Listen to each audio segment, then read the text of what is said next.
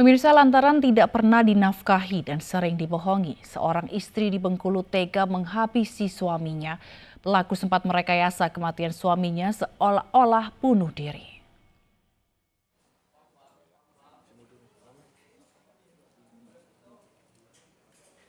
Perempuan 25 tahun ini digelandang polisi dengan dugaan pembunuhan terhadap suaminya. Awalnya pelaku berdalih jika suaminya Yusuf Haryadi tewas akibat bunuh diri. Namun hasil penyelidikan di tempat kejadian perkara, pemeriksaan saksi, serta otopsi korban menyatakan hal berbeda. Selain tidak menemukan lokasi korban menggantung diri, pada kepala korban juga terdapat luka pukulan benda tumpul. Fakta tersebut didukung dengan hasil autopsi yang menyatakan korban meninggal akibat kekerasan dan kehabisan oksigen. Hingga akhirnya dalam pemeriksaan intensif, istri korban mengakui jika dirinya membunuh Yusuf karena sering dibohongi dan tidak dinafkahi.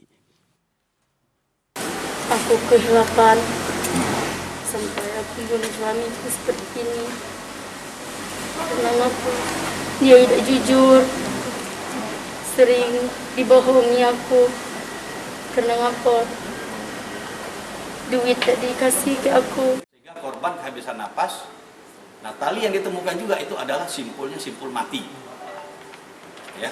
Jadi kalau simpul mati itu kecil kemungkinan untuk pelaku bunuh diri. Atas perbuatannya pelaku dijerat pasal pembunuhan berencana dengan ancaman hukuman mati. Dari Bengkulu, Endro Wirawan, iNews melaporkan. Sebuah benda mencurigakan diduga bom ditemukan di Masjid Al-Mujahidin, Kompleks Kampus Universitas Negeri Yogyakarta. Selain rangkaian kabel dan jam mirip bom, juga terdapat kertas berisi ancaman bom akan meledak.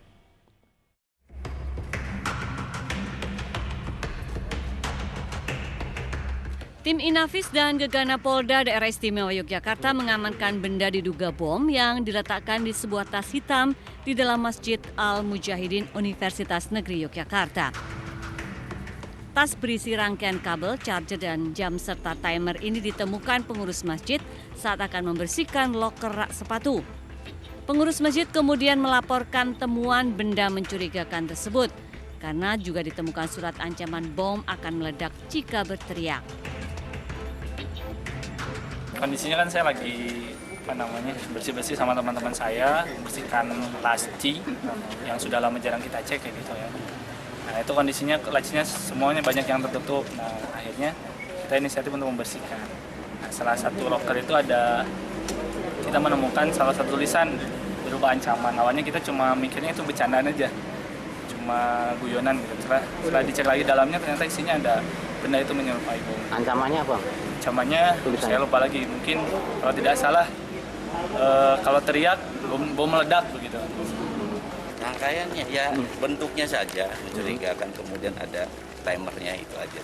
Ada timernya. Tapi kan nanti Ada bahan peledaknya? Enggak ada. Itu diletakkan, Rangkaian kosong itu rangkaian kosong. itu diletakkan dalam tas atau apa tuh Pak? Oh itu nanti masih kita lihat ya sendiri supaya kita masih kumpulkan barang full bucket biar lengkap lah ya. Kepolisian Daerah Istimewa Yogyakarta kini selidiki siapa yang meletakkan tas hitam tersebut dan yang menulis ancaman bom. Dari Yogyakarta, Gunanto Farhan, iNews melaporkan. Polisi menangkap penembak misterius yang kerap beraksi di sejumlah lokasi dan melukai 8 warga di Tangerang Selatan, Banten. Polisi juga menyita barang bukti senjata api.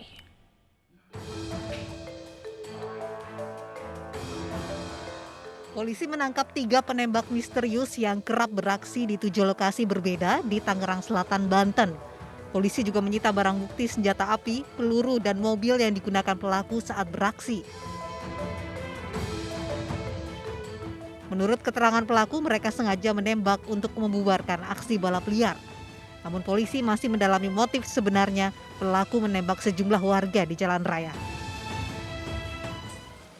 Ketiga tersangka adalah EF, diduga sebagai pemilik daripada senjata api airsoft gun. Perannya pada saat itu sebagai eksekutor. Yang kedua, saudara CHA dan tersangka CLA keduanya ini merupakan saudara, diduga kembar. Mereka berdua sebagai pengemudi pada saat melakukan kegiatan itu. Sebelumnya warga Tangerang Selatan, Banten digegerkan dengan penembakan misterius di 7 lokasi. Akibatnya 8 warga terkena luka tembak dan untuk mempertanggungjawabkan perbuatannya, para pelaku terancam hukuman 10 tahun penjara. Dari Tangerang Selatan, Banten, Nunung Purnomo, iNews melaporkan. Aksi kejar-kejaran di jalan raya terjadi antara polisi dengan seorang pria yang diduga bandar sabu di Tulang Bawang, Lampung. Saat berusaha kabur, pelaku menabrak beberapa kendaraan lain.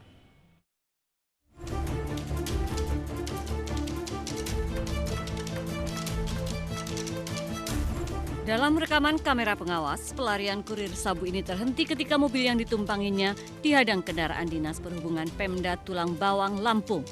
Sebelumnya saat berusaha kabur, pelaku menabrak sejumlah sepeda motor dan mobil di perempatan Pasar Unit 2 Banjar Agung. Dari dalam kendaraan, polisi menangkap sepasang suami istri warga Lampung Timur. Pelaku kemudian dibawa ke rumah sakit karena terluka ketika menabrak sejumlah kendaraan.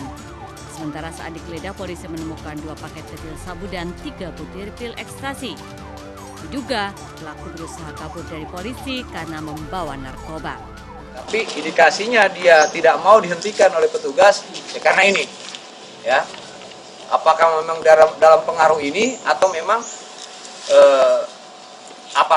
dalam pengaruh ini atau memang dengan tidak pidana yang lain, ya. Tapi kalau menurut saya pengaruh ini sebenarnya dia tidak mau hentikan kendaraan.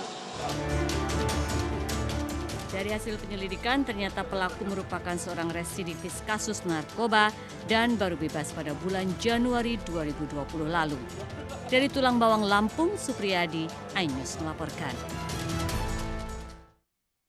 Sekelompok pemuda menyerang warga dengan senjata tajam di Kabupaten Tangerang, Banten. Unit reskrim dari Polsek Mauk kini masih memburu kelompok pemuda tersebut.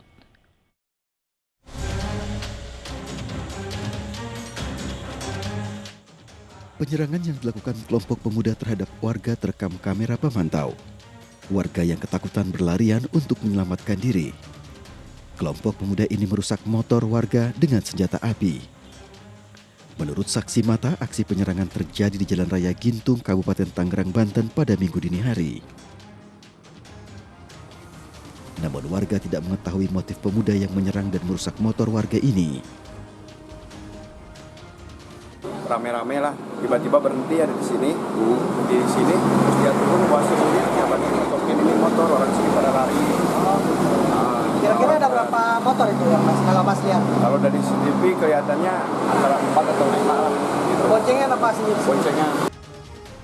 Dengan bermodalkan rekaman kamera pemantau, polisi kini menyelidiki dan memburu kelompok pemuda tersebut. Dari Kabupaten Tangerang, Aiman Rani, iNews melaporkan. PDI Perjuangan resmi mengusung pasangan Bobi Nasution, Aulia Rahman di Pilkada Medan. iNews Malam segera kembali dengan informasi selengkapnya.